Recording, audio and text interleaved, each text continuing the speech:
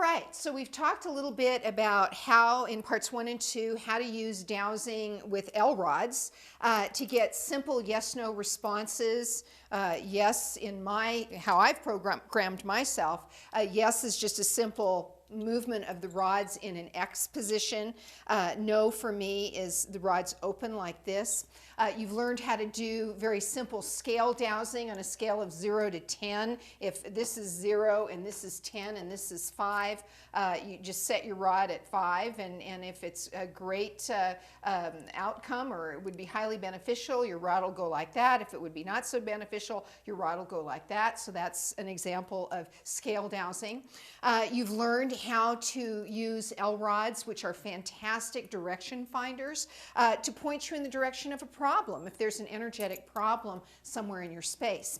Now, I gave you the example of that little card that I found that had that negative reservation energy on it that then attracted negative reservation experience in my personal life and my financial affairs. You know, how did I ever figure that out? Well, I have a variety of techniques. For that, I just use simple clairvoyance because I'm highly clairvoyant. I could just see what the energy was. But there are many other techniques. You can douse dictionaries. You can do all kinds of things. To find out what the energy is, or to get more detail on that, or to figure out how to balance the energy, like what I did with that is I just threw the card away. It was very simple. But sometimes you're going to find trouble spots in your home that they're just standing in midair. There's not even an object there. It's a thought form in midair, or a beautiful piece of furniture has thought forms stuck all over it, or someone came over to dinner and they left a big emotional imprint on one of your favorite sofas, that type of thing. And now it's affecting your health, or it's affecting your relationships, or blah, blah, blah. What do? You don't want to throw away your chair. What do you do with the midair thing? That is much more detailed that we can cover in a 5 or 7 minute video. You want to take that training program, Unseen Energies That Can Foil Your Best Efforts. That's all about specifics on how you get into the clearing process.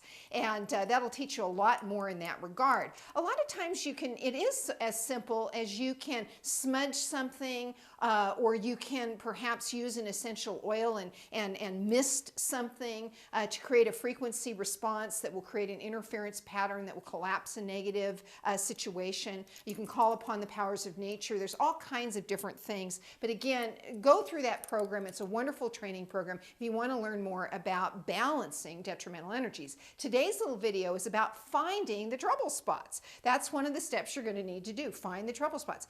You can also use L rods to find highly beneficial spots.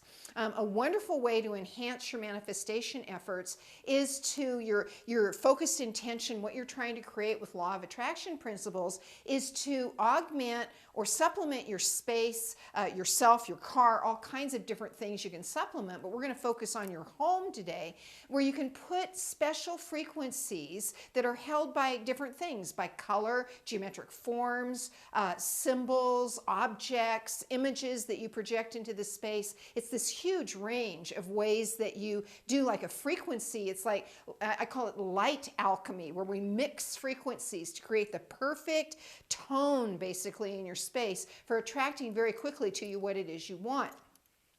Dowsing rods can be very, very helpful in helping you determine where exactly to do the treatment once you determine what it is you want to put in the particular space. And all you're going to do, it's kind of like finding a trouble spot, but this is on a positive vein. You're just going to say, now here's a real life example. I recently dowsed that I was targeting a particular sales goal, and I wanted to see, I dowsed that it would be beneficial for me to raise some energy in my home in order to do that.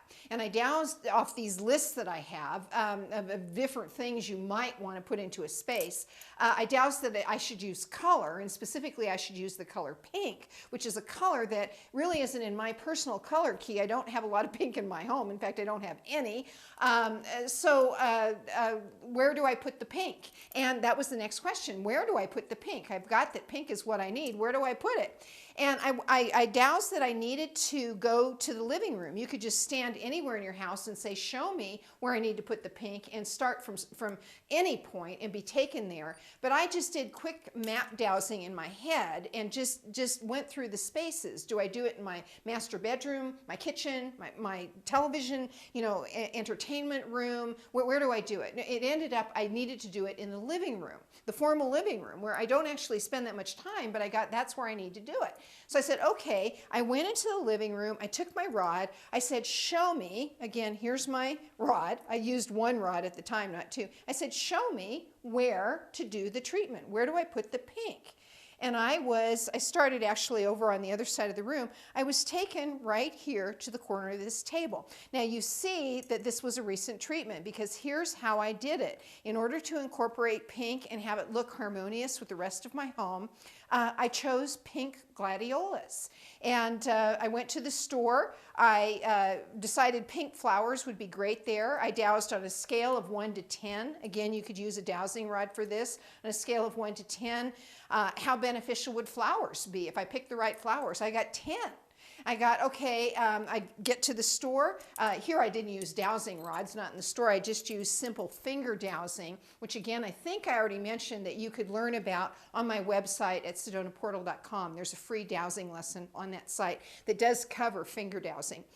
But I just stood in front of the flowers and I said, okay, the roses, there were some pink roses on a scale of 1 to 10 for my little treatment that I'm going to do on the corner of my table in my living room to help me achieve my sales goal. How do the roses rate? They ranked like a 5, a 6, something like that. How does this rate? How does that rate? How do the gladiolas rate? The gladiolas were a plus 10.